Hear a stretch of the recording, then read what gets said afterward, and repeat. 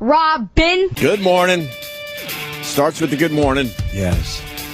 I walked out of my building this morning, and there's Jimmy in the back seat, slumped over. Yes. You didn't sleep last night, huh? No, I didn't. I'm tired. You're tuckered out? I really am pooped. Why do you sound way better than me? I think I have tired voice, which is very Is that what it sultry. is? You got like a scratchy voice? Yeah.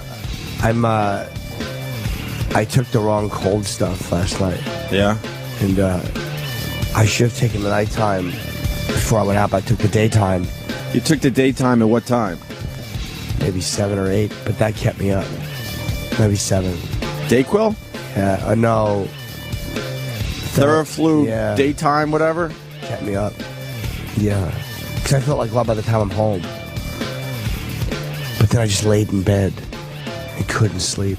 It was fucking horrible. You sound like you're on heroin or something. I feel that way. You sound like you're like a jazz. I feel that very much. Like a jazz guy. I feel very much like that. You feel very much like that. I do. How are we supposed to do a show? It's gonna be a rough one. It's gonna be rough. Great. It'll be enjoyable though. It will be enjoyable. Sure, in what yeah. way? Well, we're just hanging. You know, we could do that for 4 hours easily. Man. Well, fuck, give me some fucking Dayquil, man. That's what it feels like. So I could join this party. No, you would need NyQuil now.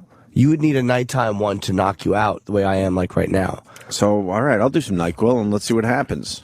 I want to go to bed. Like, I'll get home, you know, right after the show. I'll just crash for a few hours. I'll be fine. Yeah. But the cold is still kicking my ass. Yeah, I feel a little worse today. Do you? As much as yesterday I was bragging that I'm feeling good. You really were fucking Arnie immune system yesterday. I don't know. Yeah. Well, today I woke up really achy. Yeah, you might have it, man. I woke up like a PMSing chick, just all achy. Take coldies. Coldies? Let's get some coldies going. It's obviously done nothing for me, but I mean... And I'm sweating my balls off, so I don't know if it's hot in here or that this is the fever coming on. I don't know. I was hot. We are trying to keep this show going. The fucking wheels are starting to fall off. The whole thing is coming apart. It is. I don't mind doing a show like this. Like, I don't mind being tired. I mean, to the listeners, I apologize. It's probably hard to listen to, but... you know, I'm just... Well, it's not hard to listen to yet. We haven't fucked it up yet. We will. So far, we're good. So you took the Dayquil at 7 or 8? It was like 7, yeah. And then you went to the Arthur premiere. I went to the premiere of Arthur last night because I was able to score a ticket. To the big premiere? To the big premiere. It was very This hard wasn't one of those screenings, right? No, this was a real This red was carpet. the thing. Red carpet? Ziegfeld? Yeah, the Ziegfeld, yeah. They went to the Zig? Yes, I could not... You get any bed bugs? I did not. Why, were they there? I don't know. Why were they there? What do you mean? Were there like reports of bed bugs there? I think, I don't know, because now I could get sued for that. A lot of movie theaters got the bed bugs. They did. Yeah, it's true. I'm not sure if Ziegfeld was on that list, but you would have to assume they have to have at least one in there somewhere. I got there right as Russell Brand was on the red carpet, so I didn't do any red carpet. Not that they would have wanted me to, but I might have been able to sneak on. Right. There weren't that many celebrities there, so I might have been able to, because there was a couple. There was the cast, of course, but... and Brian Dennehy. Brian Dennehy's who I like, yeah. He's a fucking legend. He wanted nothing to do with me. I bugged him for a photo after the movie. I was like a handheld one, and he fucking scowled at me. Why is he scowling, you think? I just wanted to get out of there. And he probably only has a few years left of people asking for his photographs. So I know, but I'm like, we turn the camera on. I was unprofessional. Oh, really? Well, Yeah. that was the Dayquil kicking in. It really was. Kept me from doing my job properly. I see that. But I had a good time. The movie? You know, it's a rough one to remake, but it had some good parts in it. It's not my favorite comedy ever, but is it in the top 100? Yeah, Russell Brand was good though. Like, I mean, he's a good actor. He's fucking. He's good at delivering lines. He's good at delivering funny lines. Some of the movie was kind of all over the place. It was a little. How do you remake Arthur and it's all over the place? I think they just follow the fucking script. They added a few elements to it that they decided needed to be in the movie. A little to update it, yeah. What did they take out from the original movie? Do you remember? It starts off with a car chase, and car chase. That's not Arthur, right? But it starts off with Arthur and a car chase. I'm not going to get too detailed, but don't worry about it. And then there's a thing with at the police station. But the original Arthur, if you remember, started with him on a a date with a hooker. And that was funny because he was talking to this hooker and you got to know him immediately. Sure. In this moment, You knew what he was about. you knew what he was about. He was a drinker. Are you a hooker? I mean, that Right. was just... Right. I think they should have started with a scene that would have let you know him a little bit. The relationships, I liked, like Liza Minnelli in the original. The girl Greta Gerwig in this one was prettier. But I felt that she dressed too nice. Mm-hmm. And it's little differences. Like, I know I'm not doing a good job of describing, but I felt Liza was more believably awful. Yeah, she was a shoplifter. Yeah. And you felt that. But her career, I almost said pizzazz. Was Thank God I stopped myself. Was the Greta girl a shoplifter in this version? No, she was like an illegal tour guide. She gave illegal tours. They just wanted to update it.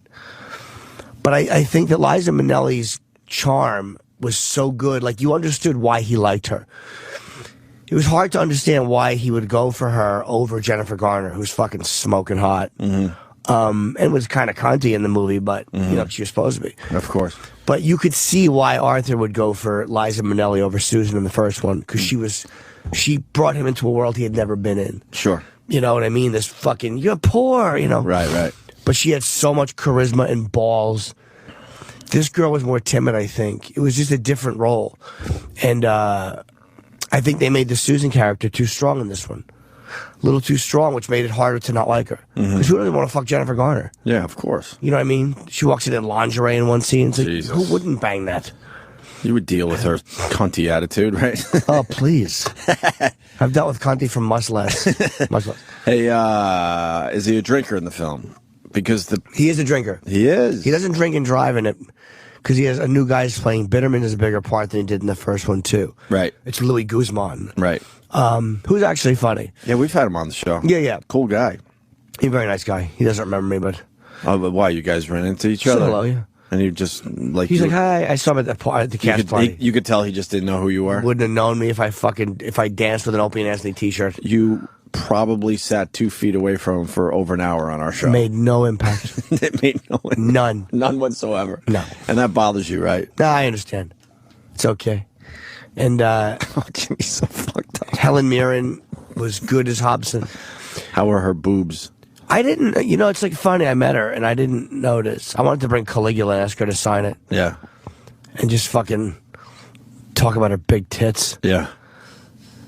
But I got a picture with her. She was really nice. And Robin, it's funny. Robin Williams and Billy Crystal were at the after party. Okay. And Robin's very nice. Like, I know him casually, but I was just talking about his play. He's doing a play, and I heard he's great. So we just started talking about Iraq and stuff and chit-chatting. And Billy Crystal made me laugh a lot because I was like, because he had been talking to Helen Mirren. And I'm like, do you think she'd mind if I went over and just told her how great her tits were in Caligula? And he's like, no, you should have brought a picture and told, like, with cum stains on. He said something really filthy that you wouldn't Something expect. really not Billy Something that you would Crystal-ish. never expect Billy Crystal to say. Of And it course. made me laugh. But it was embarrassing because I went into a coughing fit. Like, I was like, it was like one of those. So I ruined a nice moment. I ruined a nice moment. Holy shit. It was, I ruined a nice moment. I said hello to Russell, but I don't know if he remembers me. And I know he knows my face, but I don't know if he knows me from here or whatever. Yeah. His bodyguard remembered me, but I don't think he did. Yeah. And Did he look excited to be there? Or is he going through the... Thank God. Thank God. oh, hey, Thank God. Ideas Morning Radio. Ronnie B in studio. You have no idea how bad I need you today. yeah, I think you really helped us out today. Holy shit. What's up? I can't believe morning radio really exists. Didn't you used to do this? Yeah, I did used to do it. And seriously, coming in here, Yeah. there's no one out there. No, I know. Why do we still do it like this? Because they can't think outside the old school ways. There's no reason to get up this early to do this anymore. No, you at especially least when have the show another hour and a half. We used to have it at XM. We used to start at 7. It was 7 o'clock. perfect. Yeah, that makes perfect sense. There's no one on the roads. You know, they replay the show a shitload during the day. So people are listening to this whenever they want. It's exactly true. And, even coming past the Today Show, there was nobody, none of the fans are outside. Yeah, they're not even ready. They're still in their hotels in Times Square getting their stupid egg sandwiches. All right, so all you guys are really hurting bad this morning? Oh, well, look at Jimmy. I'm fucking tired. How do you do it? Were you out? Were you doing your stand-up last night? I didn't. I went to see the Arthur premiere. But he took Dayquil at 7, 8 o'clock at night. I took the wrong one. That's a good idea. So he had one of those nodding, I'm going to fall asleep, I'm going to wake up, I'm going to fall asleep, I'm waking up. I'm trying. I didn't want to cough during the fucking movie. No. I was like Theraflu day. Jimmy's very slow I'm a very now. bad sleeper, but I'm very, very loopy today. I could sense it's going to be a fucking rough go. No, doesn't Dayquil and NyQuil and all that kind of shit fuck with you a little bit? No, Dayquil, NyQuil, but I don't take them. This was Theraflu. Theraflu's daytime.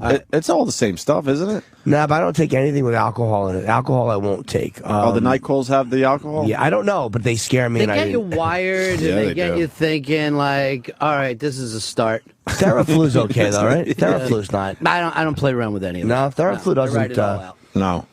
But he's talking about the Arthur premiere. How was it? It was okay. I mean, it's a rough comedy to remake, but there's some funny parts. He's got to talk politically, if you know what I mean.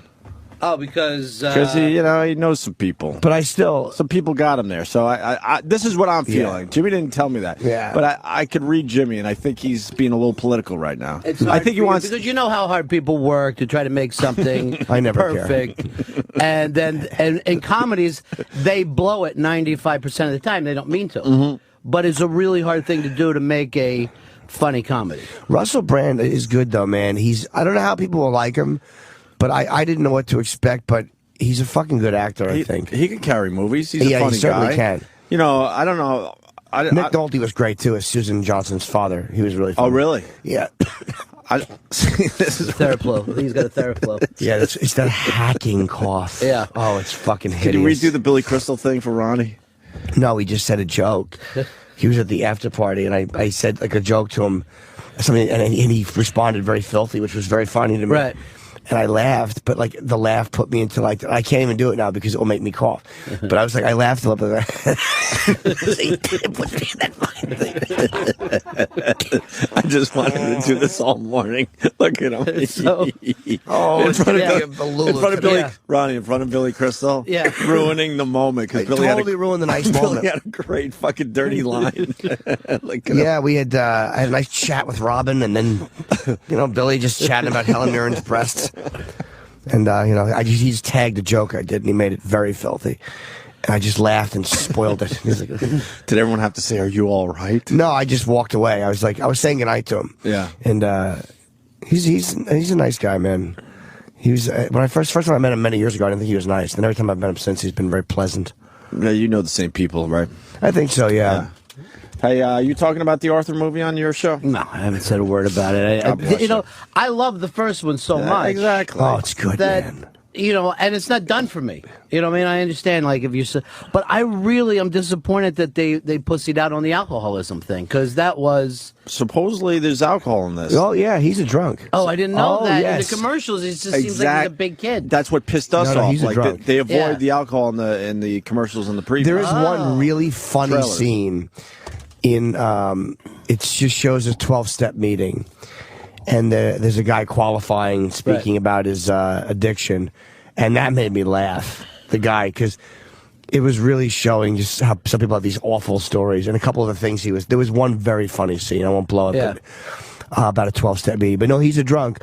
They didn't show him drunk driving, or did they? I'm trying to think. Hobson drove most of the time. Well, in the original, that's how I'm not it went Hobson. down, I'm sorry, Bitterman. Yeah, but Arthur drunk drove.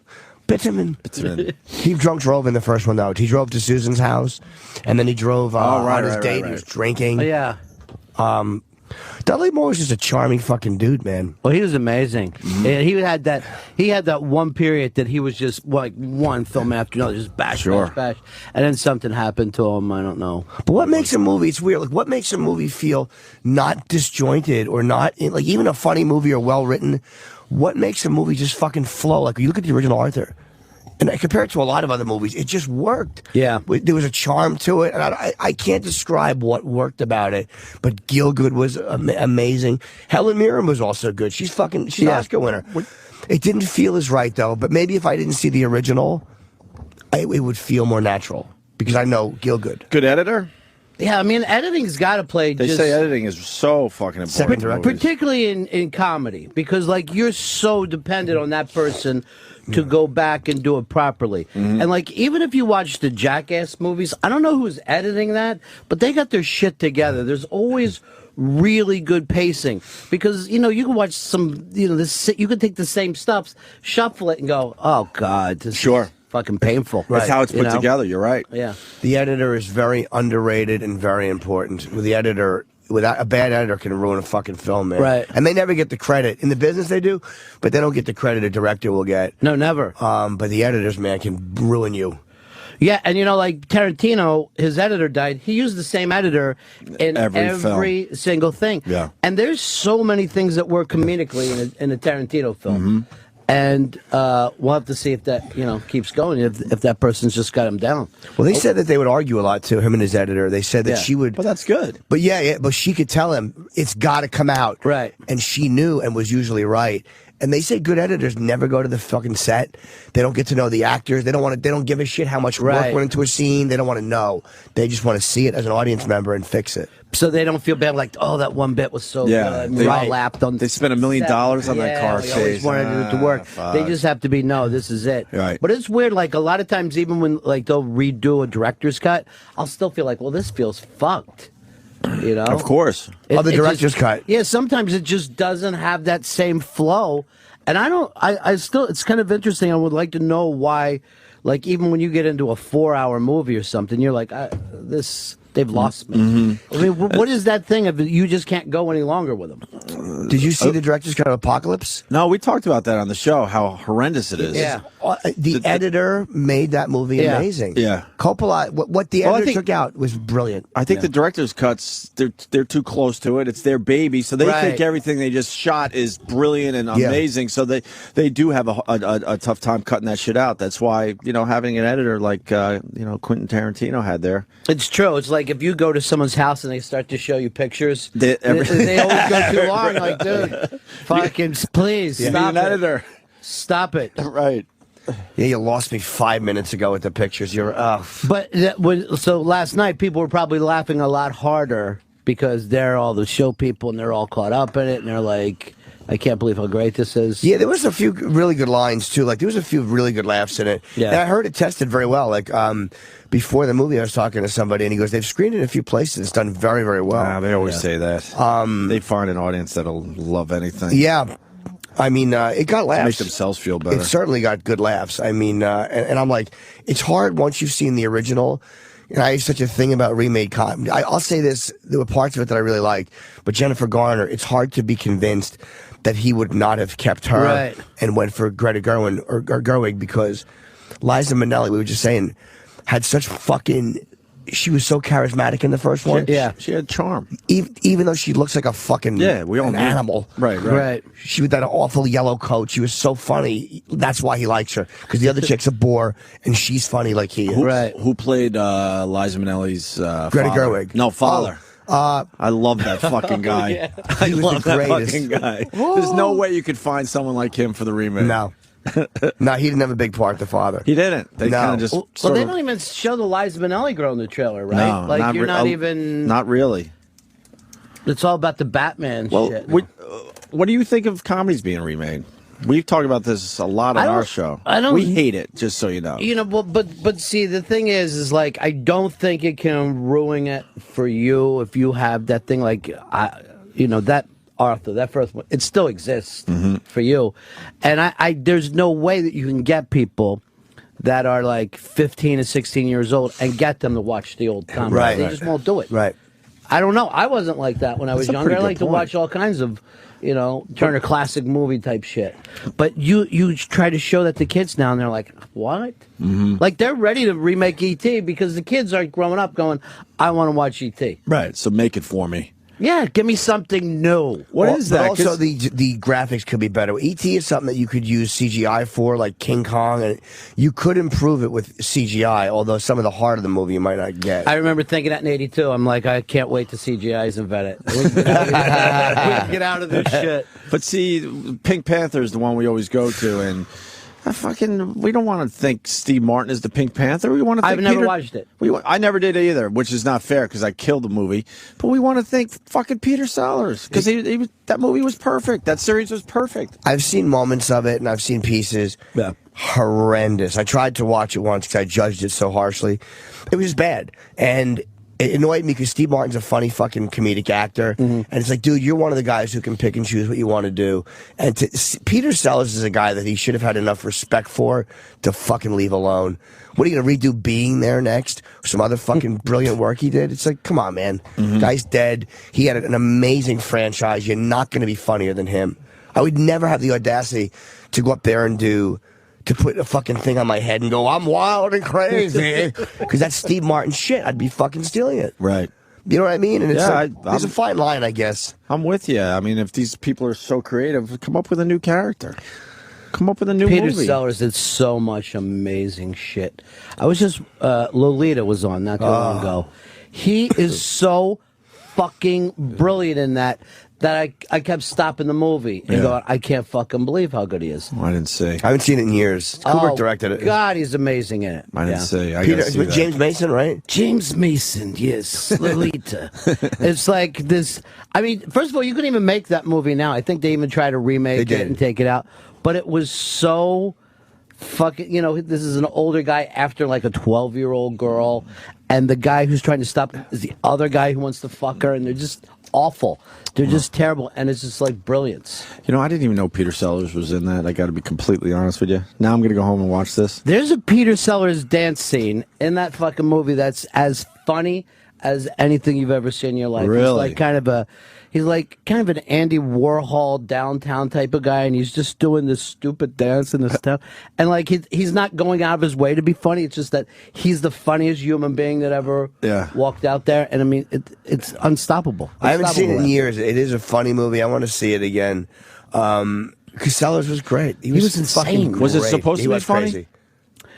Yeah, Sellers, like the Sellers part is funny and none of the rest of the movie. And once again, why does that work? Yeah, why could you take this guy that's kind of a two-dimensional character, stick him in this movie, and it just works? Him in I think the Revenge of the Pink Panther, when he's on the parallel bars, and when he's cocky, and he says, the parallel bar, and he fucking dismounts and falls down a flight of steps. It's basic as you can be, and it's comedically perfect.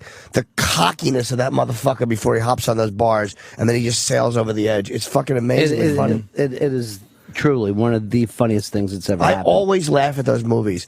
All the absurdity, how he kept his sanity during the absurdity. Yeah. And that's what Steve Martin lost. Like, Peter Sellers was swinging his arm around with a fucking mace on it, and he was breaking shit, and he was just keeping his cool. He was trying to hold on to being in this serious moment. He didn't fucking wink at the camera like stupid Steve Martin did. I'm gonna have to fucking do a Peter Sellers marathon. You got to, Dr. Strangelove. You got to. I got to see Lolita. Lolita. So Arthur, thumbs up. Down. 2 thumbs up, 2 giant thumbs up. Go say it. I would give it in the middle. I'm not going to say it sucks because again, it's hard to judge. Because if it sucked, if I thought it sucked, I would at least wink at you. I don't think it sucked, but okay. I gotcha. But we're going to take a half a star because you got some politics going on with this thing. Yeah, so I'm gonna give it 2 stars, even though I never saw. Are you gonna go up? I would go for the show, I guess, the radio show. There's a lot of things I do for the radio show that I would never do in real. Are you like that? Show prep to you? It's like no, absolutely. Because Roland drags me to a bunch of these screenings, and I do it. Yes, for the show. No, you don't do any of that. You say fuck it. I say that the radio audience has to adapt to my weird fucking taste. I don't want to go out there and mass appeal those people. I'm just the opposite. I'm on satellite. But see, we like to beat shit up on our show, so. So, you like. So I'll search out like stuff to see that the worst fucking. Yeah, thing. yeah. Good. See, we have different philosophies. I Yeah. like your philosophy though. I wish I could do that. I'm trying to mold the audience down till it's just me. So there's no one me and like some other guys going, you're right, that fucking book is amazing. Glad you talked about that for 2 hours. But see, the thing is, I do think that you've got that radio background and you're looking at the clock and hey, I'm trying not to. You want to be a professional. Right, I'm trying to let it go now. I'm really trying to let it go finally. Because the truth is, the entire way that you were raised was wrong. At fucking 6 o'clock to start the show is insane. 6:15. Oh, you started? Yeah. No. We started 6. Because I said that on the way in. I'm like, they're not going to be there. I was having this like fucking like smiling moment when no one else was out there. And my chick was like, "You're going to be late." And I go, "No, gonna be late. Like no. you have to be." Yeah, like you want to do it? Get back into it. When was the last time you did a morning show, Ronnie? Oh, it was a long time ago. It was a long time ago. And I remember when I did the Ron Around show in Florida, the first break was always about whatever the AM news station was just talking about on the way in because you didn't have any fucking show prep. So you just come in. Well, did you hear about that study that they just did? We're lucky. We got a lot of great guys behind the scenes, but a lot of the times it comes down to Ant. What do you hear on the way in? Oh, I heard that too. All right, let's start there. Yeah, it was never a good idea to do this. I don't know who invented it. And I think it's even pushed back because a lot of guys will start at like 5:30. Yeah, 5 even. But see, during our last negotiation, I'm like, look, let's go back to 7. Right. Oh, you're losing the passion for this? I'm like, no, it just makes more sense. 7 was fun. But it said passion to you, though, seriously. Scott. How doesn't really get that part of it. He You doesn't can't do this without passion. No, those guys don't get it at all. At all. It's fine. What was I going to say? You said something. Oh, the reason for 7, though, that I explained to them was you get some West Coast action. Aren't we? Absolutely. Isn't this a national platform? Yeah. But they still focus like it's an East Coast thing. Yeah. Let's There's face people, it. there's it's a people New in York City L.A. thing. But there's people in L.A. listening. Maybe not right now, but they'll listen on the replay to, Ron and Fez and us later on. I hope not. I just want You to don't keep care, them right? off. No, why? I care. Here's the thing, Jimmy. I wanted to ask you about it too. Why, in the last 6 months, has every comic started a podcast? Remember a couple years ago, just a couple guys were doing it, and now I swear to God, there's got to be 500 of them. Because I think that they see it starting to work. Like I've thought of it, like why don't I have a podcast? And I'm like, I'm on a radio show. Right. Like I don't need one. That's the beauty of doing this. They all just want to do this because this is so much fucking fun. But why didn't they do it when all these radio stations were looking for shows? They probably, again, once you see a guy doing it at home, like and just hanging, like Bill Burr. I haven't heard Bill's, but I heard it's good. Rogan's I've done. It's great. I did a 2.5 hour one with Joe Rogan when I was out there. We got an audience together in Kevin Smith's Smodcast place. I called him the night before. I'm like, I'd love to do your podcast. He goes, we'll do it tomorrow. How's the Kevin Smith Smodcastle? Great. It's a small little Ronnie, space. That's meant for you. It's fucking phenomenal, dude. You haven't heard about Kevin Smith? He has a tiny little theater out there. How many people does it sit? Maybe 80, 60. 60, 80 people 50 maybe. It was a great little intimate space. He's doing so much fucking But he's doing it at shit. bigger clubs sometimes, too, now. Kevin sells so many fucking tickets, man. Oh, I'm so animated Well, what with a that. great idea. You just find a little theater somewhere, a little space for yourself, and do your podcast in front of, people that care enough to come out. Kevin is the one who started this. He was the one who... This Modcast little place. Yeah. But Carolla's podcast is the one. He was the first. But he's a radio guy, too. Yes. True. For real. Yeah, Mark Maron, too. Mark Maron, yeah. He wasn't the first. No, but his is catching so much. I think Kevin Smith was the first kind of... Well, he's not really a stand-up. No, he's not a stand-up. No, but it's like, I'm going to do my own version. What? Your mic... I don't know what that was, E-Rock, but please don't do that. Your mic was so loud. What was he trying to just tell blew you? out my Like ear. a timing thing? I have no idea what he just said. I don't like the idea he says shit just to you, and me and Jimmy can't. Yeah, hear him. he He's does like, it a lot. Fuck those guys. Whispers things. You're the good one, Opie. Fuck this. Well, you're going to know every time he says something to me because I'm going to have to throw my headphones. Good. E-Rock, it's something that Mars isn't here, so there might be a few adjustments that still need to be made. What were you saying? I'm sorry. Sorry, I was just saying Kevin started in better. early 2007. Was that on the air or just me? That's on the air. That's on the air. Okay. See, But also, Still hurt. But the comedians, yeah. Maron's catching a lot of thing in Rogan. Rogan's is on fucking fire. But Like he sells a lot of tickets from that, man, because but now middle acts are doing it. Yeah. It's just like it's just like, why overnight are you suddenly all acting like? And you're right. Like for years, they could have came in and been doing radio easily, but they didn't. I don't know. Maybe they looked down at us. Oh, they did. They did, right? They did. No, I'm being honest. No, 100%. Sometimes I can't read you, but I think stand-ups in general look down at us. They don't like getting up. That's all it is. I think stand-ups like radio, but they don't like waking up. Like me and Colin were talking one time. He had to get up in the morning. He's like, I'm tired. I'm like, shut the fuck up. I do this every day. He's like, oh yeah. Yeah, but with the podcast, like Ronnie's saying, you can do it whenever you want. You roll out of bed and go, I think I'm going to start in an hour. And with Twitter, Facebook, and all these other places, you just fucking tell the people when you're going to start. And you can control it. Comics like that fucking. I mean, everyone likes control, but comedians are used to controlling their environment. You can control your own podcast. I did this dude in L.A. I forget he's a comedian I know. I'm blanking on his name because I'm tired. But we sat in his apartment, and him and his partner did, and he had a professional fucking setup. Yeah, how many people these podcasts? You never know. They all exaggerate. Rogan's pretty big. Rogan's got about, I think, 250,000. Gets a 250,000 people. I believe so. Rogan is very he's an amazingly good podcast. See, obviously the problem is that no one's selling it yet. No one's making money off. No one's making money off. Is Corolla even making? Because I know he's doing some stuff with AOL. Maybe a little finally. Yeah. You know, nothing like he was making when he was working for CBS. From AOL, probably making something though. Yeah. But they're pushing him too, because every time you click on AOL, there's a Corolla. You know, Adam said, or Kevin said, because Kevin Smith's doing it with AOL too. Mm-hmm. But I couldn't believe I thought of doing a podcast. I'm like, you're on a radio show, you fuck. Like, why would I think that?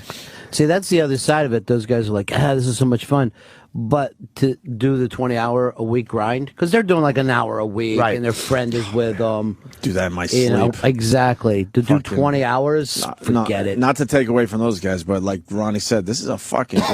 I know people listening right now have way tougher lives, so I acknowledge that. I don't think so. I don't you think don't want to acknowledge that? You've got the hardest life of anyone. They get so fucking mad, but everything is a grind after a while, you know? Seriously, I'd rather be in a lathe right. so many days. I'd rather just be sitting there with goggles on, fucking hearing about one of my friends losing his finger, than being in here with Fezzi going, "What's wrong, man? Come on, you love doing this. You remember? It's like fucking doing triage." I can't laugh.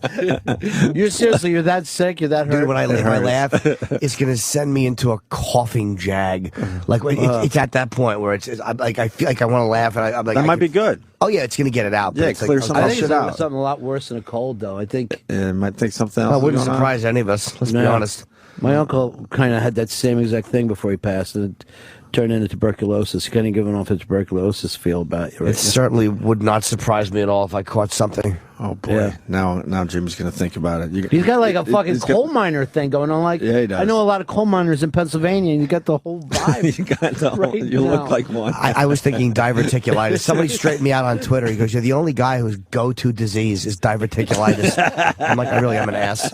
Are you a guy who likes to, if you fucking read about a disease, though, you suddenly...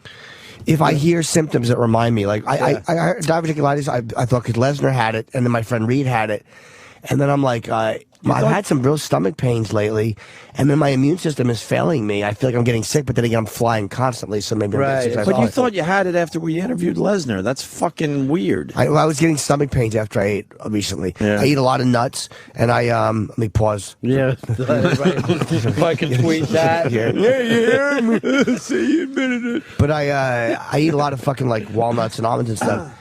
And I would get real stomach pain sometimes. Like I'm like, is this a fucking?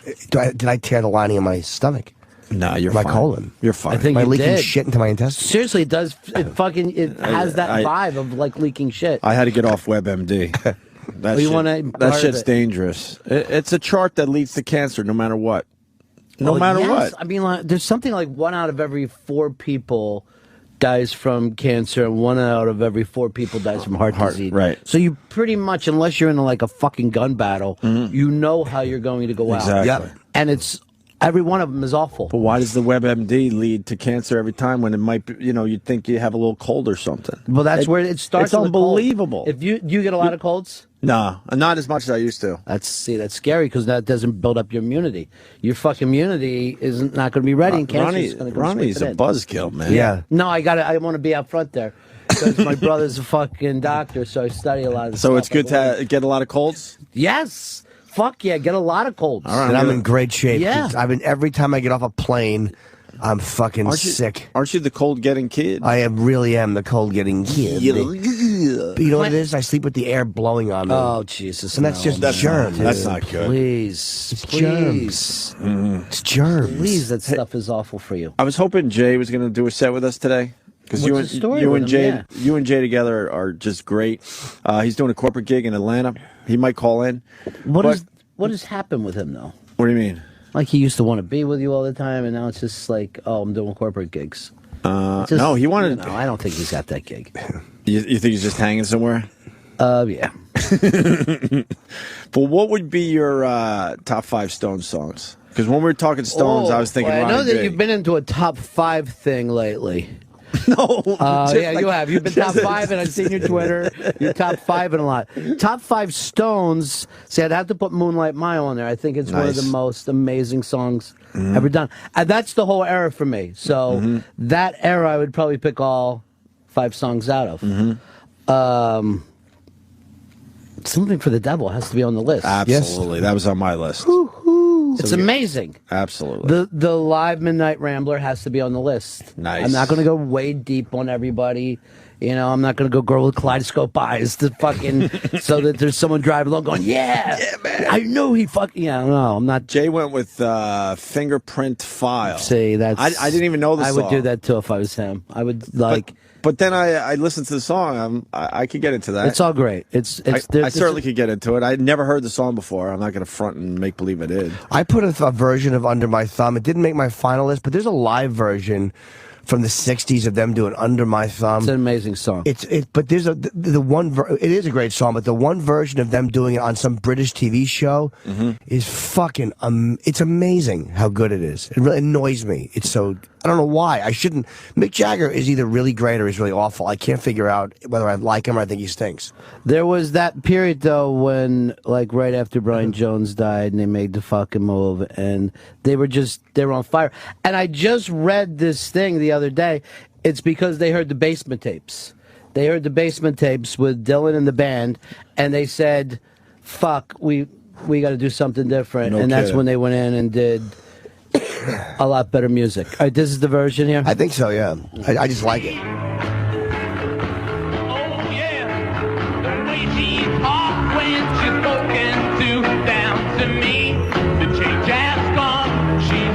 Pretty basic, actually. I know, but I just like this. I like Mick in this a lot. It's horrible dancing.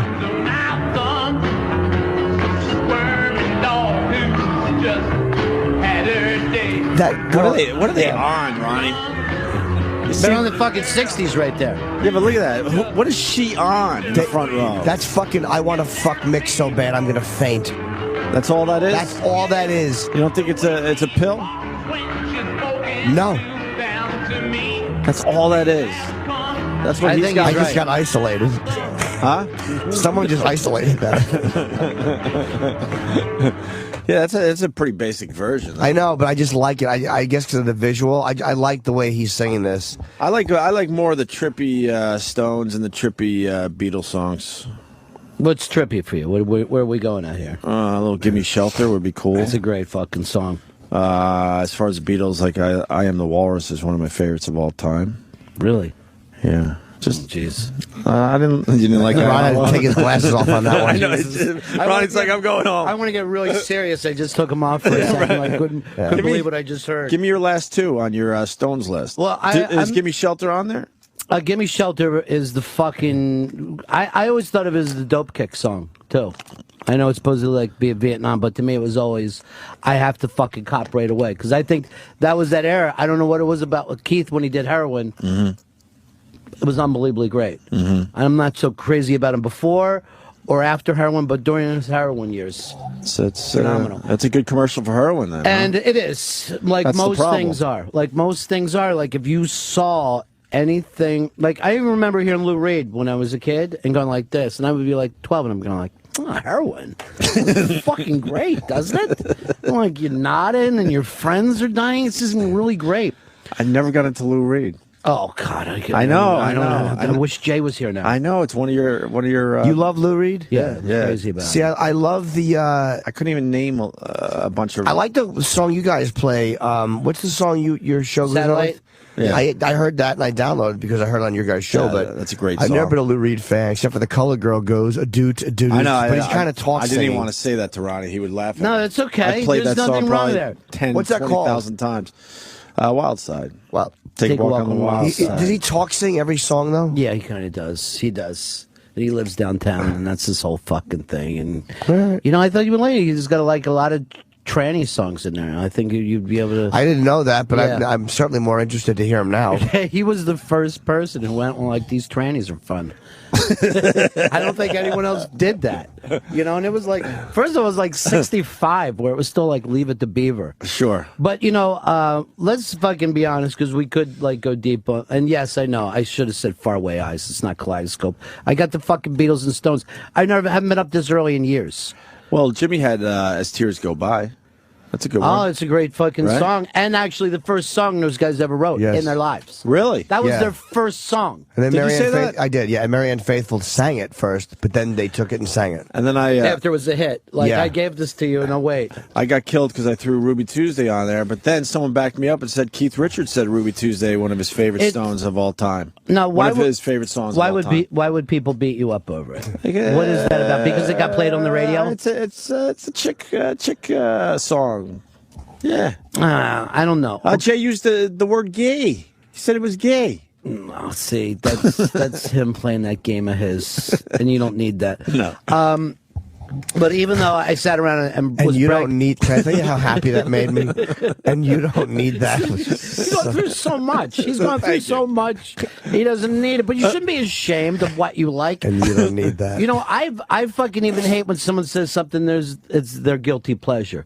It's just your pleasure. It's just your pleasure. You're it's right. just what if You're you like right. the Monkees, fuck. Take it home and That's listen to it. Then own it. But having said that, Satisfaction is probably the greatest fucking rock and roll song. Ronnie, our fucking list was similar. And Jumpin' Jack Flash is an amazing fucking rock and roll song, and everyone in the fucking world knows it. But then you kind of put it aside. You wouldn't say Paint It Black? It's a great song. I mean, seriously. That's why it's tough to make a list. They had so many. Everyone sits around and talks about that. And again, here's the weirdest thing. Because Mick Taylor, for me, that's the era that I fucking love the best. And somebody hooked me up on the phone with him not too long ago, about a year ago. And he's like in some cold water flat in London, just fucking, he's got Jimmy's cough. He's just like, I don't know. I haven't worked in a long time. And it's just like nothing. When he took that fucking Stones banner off, we only like the Stones. But that whole era was just fucking amazing. What years was he in? It was right after Brian Jones died, so it was like, I don't know, like a 68, 69 to 73. I'm sure there's a fucking lot of. That was it? Yeah, there was only a did very 4 or 5 years. Yeah, it was a very short thing, and then Charlie came in. Wow. So Wow. no, you know what? It might have been even longer. It might have been like a 74, 75, Okay. whenever Charlie came but in. still. Oh, Charlie Watts came in then? I didn't know that. No, Charlie Woods came in late. okay. Charlie Watts was there from the beginning. Ron Wood. Ron Woods. I don't know. I'm fucking crazy. I can't do this in the morning. It's too fucking crazy for Who me. can? You're doing fine. Luckily, there's no listeners Not yet. that you need me The to tell you. listeners don't wake up until 11. Yeah, but the problem is they're wide awake when they hear this on the replay. Oh, fuck them. That's the problem. See, if they're waking up like you're waking up, then it's fine. What time do you go to bed at night? I used to now about 10 because I want to start enjoying my fucking life. I was going to bed at 8:30, 9. I was one of those idiots. And a little nap on top of it. In the afternoon. Napping doesn't work. Though. No, that napping kills. sucks. I had to stop because it was ruining my life. Yeah, the napping sucks, but Yet, does but anything feel better than a nap? A nap feels an hour better nap is way better than any sleeping. sleep. Yes. Short term, but The only thing better than a nap is waking up from a nap and your girlfriend is left. That's better than a nap. But now I go to bed with the kid, so the kid goes around 10, and he's sleeping in our bed, and I don't think. How old is the kid? 11 months Yeah, almost. he hates you already. He's like, that's the guy keeping me away from who I really want to be with. That's his. So When did you get the kids out of your bed? No, they're still there. But but that's for a whole different reason. That's a whole, then I got needy. Okay. But there's like they say it's the worst thing that you could possibly do. What? Is like let the kid in your bed because particularly when you got a boy. Because he's planning on killing you right now. Sure. And that's genetically in your soul to go, I have to separate that man from the woman I love. Mm-hmm. No, you're not wrong. No, you didn't feel that way because you weren't crazy about your mom, right? You was like, oh, boy, I hope she goes out. I was hoping my mom would go out before my dad, yeah. And then you could really then you guys could do all the stuff you wanted to. We always thought that go camping. We always thought my dad would have a few years of peace if my mom went first. That's bullshit. They were in love. Yeah, isn't that the weirdest thing? They were dysfunctional, but they were in love. My dad would have never wished that. My dad would have wished to God first, and that's what happened. So, yeah, you get these fucking romantic thoughts in your head. Like, Dad will now maybe find a woman that loves them, a normal broad, and they'll go to the Caribbean. You and guys go go to Vegas. fishing, and you'll right, go great with her, and she begs. You're like, oh my God, this is the best Christmas we've ever had. Oh, you just called me out on something, but you are so right. Well, I can see through you. That's the sad thing. Sure. I mean, I could do the same thing that Jay can, but I don't hold it against you. I don't use it against you. I'm here to help nurture. Thank you. Oh God. Well, what was your the other thing? Last great Rolling Stones song. I go to Tattoo You. I don't go past Tattoo You. See, I might even goat's head soup it. I'm not even crazy about Tattoo You. Yeah. And I'm not. And maybe I shouldn't say great, but the last Stone song I really got into was Waiting on a Friend. It's a great song. But then after that, song.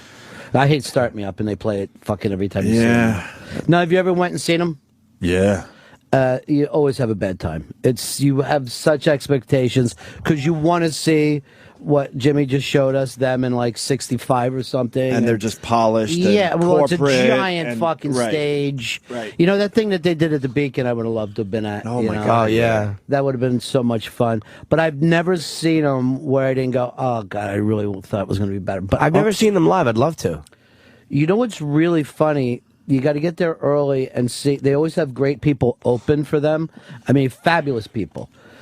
And then they don't let them use the whole stage and all the equipment. And it's really fucking funny. Because you go there and it's like, 100-yard stage.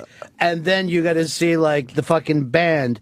And it'll be, like, Chili Peppers. And you'll see that they're stuck in a little pen. Right. You know what I mean? You're like, well, these guys have the #1 fucking album right now. Right. I've seen Van Halen be forced into that fucking pen. Jay Giles Band, George Thorogood, whoever it happened to be. Get into that fucking pen and don't touch anything else. You're so and then right. Mick comes out and he has to drive a car from one end to the other and he's waving to people.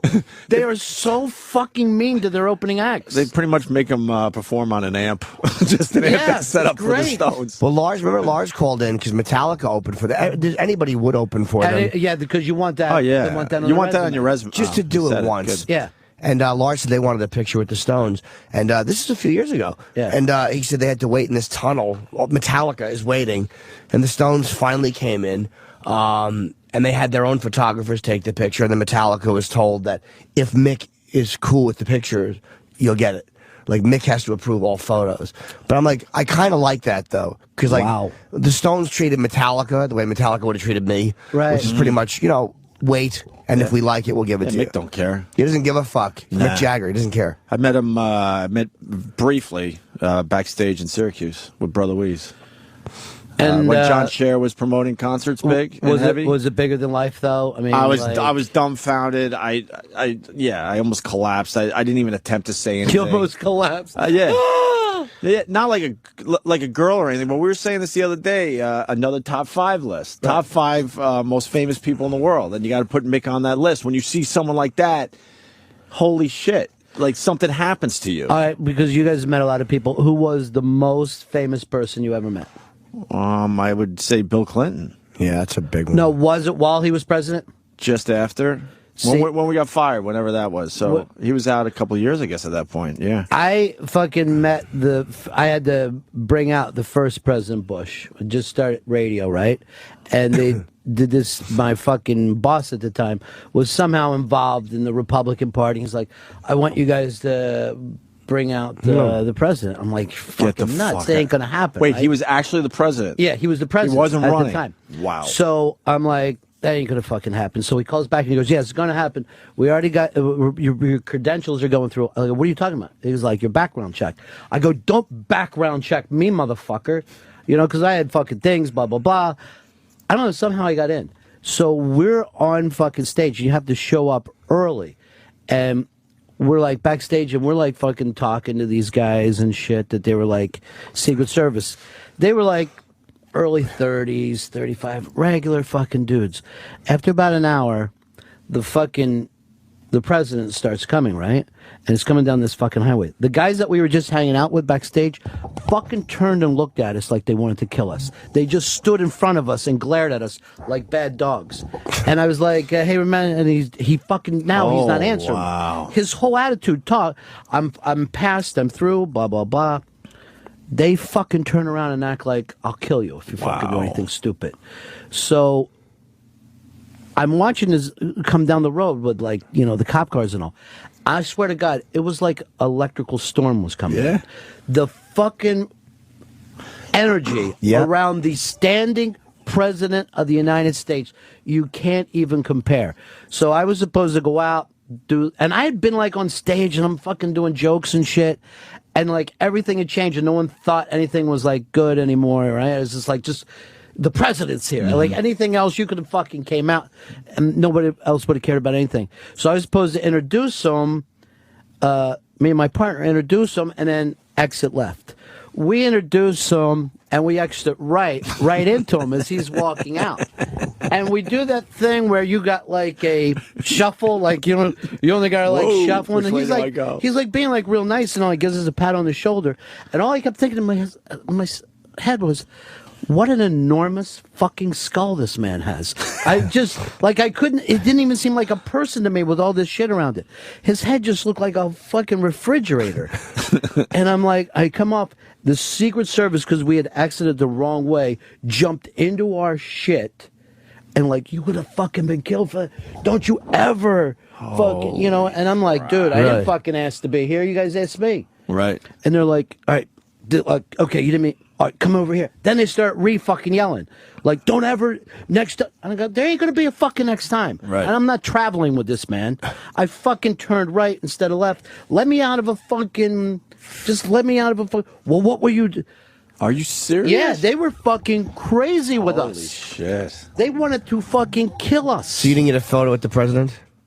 No, I don't get a photo with anybody. I know you like to do that. I do. You don't do it? No. Don't you regret not getting one with the president? No. Wow. Oh, you know what? A bunch of people took pictures. That's right. I have them somewhere. I don't know where they are because the people from the stage took them and sent them to me. And you see us fucking stopped in front of him and blocking his way. And we're both shoulder to shoulder so he can't get around us. I want to see that. I didn't even fucking think of that. But I'm also, you see me standing in front of that fucking seal. Like, you have that, like, little podium with the seal on it.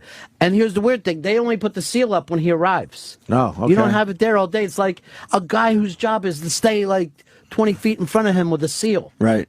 And get it on the podium just in time. I've seen the motorcade go by for Bush. Bush Jr. I've seen. Bush Jr. and Obama. And you're right. It's like an electric storm, man. Yeah. It is something to see. Especially when the first cars start coming, and then they just keep coming and coming, and vans and an ambulance and wherever you see motorcycle them, cops. It's just unbelievable. Wherever you see them, they already have a way to the hospital. Oh God, yeah. They got it all figured out. That happens all day long. Like, they know where the clearest hospital is, and there's guys that are in every tree down the road, you know, and it isn't just one hospital. They have their way to fight. There was actually people in trees that day, and because we're down in Florida, there was frogmen in water. Really? There were people in boats, and then guys just in water. Really? Like, what the fuck is That's unbelievable. What does this cost? Well, that's a good question, because when we saw Obama at The View, not actually on the show, but going to The View, me and Jimmy stood on the corner like idiots. Like idiots for an hour and a half. Did you wave? Like, hey. We could barely see him, and then I snuck around and figured out a better vantage point when he left, so I got to see the whole motorcade come, literally 5 feet in front of me. But they bring in the dump trucks now, Ronnie. Yes, so you can't So you can't even bomb. barrel through. The big sanitation trucks Filled up with sand. Filled up with sand. They block everything with those now, too. So you can't just barrel a car into the motorcade. It's a smart move. I mean, every time they cross a cross street, there's fucking two, one on each side. There were sanitation trucks everywhere. Now, what do you think that does to the psychology of the guy with that job? That's got to fuck you up. Has to. You've got to be crazy. And at another point, they always say gigantic depression hits when you stop being president. Sure. When you stop being president, it just feels like, I don't know what the fuck I'm doing. I mean, especially if you lose an election. If you go 8 years, the Constitution said I can't do it anymore. They did a documentary on the White House, and I thought, stupid me, that the president walked around most of the White House by himself if he wanted to. Hell fucking knows, right? Yeah, he's being shadowed the entire time in the White House, maybe in the residence quarters, but it seems like they're even inside that, but kind of near the door. When you're the president, you're not in charge of your own body. Of course, around those guys. So when Reagan was shot, they treated him like a fucking rag doll. It was just, they were showing some doc with it the other night, where they had just started fucking manhandling him to find out where he was shot, not asking him, and then ripped all of his clothes off in the back of the thing. So he came out buck-ass naked when he was at the hospital. Huh. They literally drug him out by his balls. They were holding on to his balls. They said, "This one." We are crazy. I mean, seriously, as human beings, I just honestly think that we're crazy fucking. Well, they lost one after Kennedy, and they almost lost Gerald Ford because two women took shots at him. I mean, Squeaky Fromm, there's another one, within a week. But one of them was on an whatever they call an unscheduled stop. Right. He was supposed to go, and Gerald Ford wanted to walk. And then they never want you to do that. Right. And God damn it, there was a woman with a fucking pistol hoping he came that way, and she tried to fucking shoot him. I mean, it's like the Secret Service sounds like they're being overly protective, but it's like, there really are a lot of people that want to kill the sitting president, so they have to be fucking crazy. After JFK got shot, that's a humiliation. For the whole country's humiliated. Yeah. It's embarrassing. But Ronnie introduced Bush. Damn. That is a very good one. Yeah, it was a nice one, and I'm glad I fucked it up like that. And I'm like, because then you got that story. I introduced the band Bush once, so How was that? We're pretty similar. Pretty similar. Yeah. But my most famous meet is probably Anthony Anderson was at the Comedy Cellar one night, the actor, and I got him. I don't know. All right, we're gonna go to break. Well, that's good. You guys still break? Yeah. Still do that the same I have way? to eat my eggs. Just so we can eat stuff. You need anything, Ronnie? No. You gotta I eat could something. never. Can't go without eating. Seriously, I feel like Coffee? What's your poison these days? No, Eggs? No poison. No poison whatsoever. Well, it could be a scone. How is Fez? scone? Fez is so good. I mean, He's he's terrific. really back on it. No, Is he he's good? Really Good. back on it. No. Oh. He'll never be the same. You know this. I didn't know. No, it's like asking when someone gets Alzheimer's, are they going to get better? And you can act have like, hope. oh, they look. I think he recognized me, but no. Oh my God! All right, we got Ronnie in the house today. I don't know. We'll figure some other shit out after this. Stay there.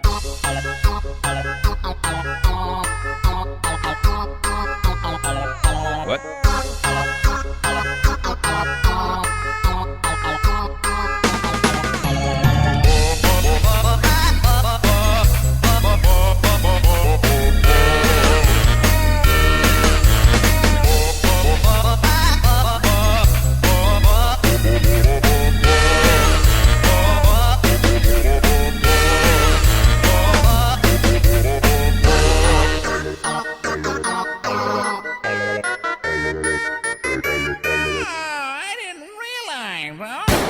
Gregorio! Antonio! Amy.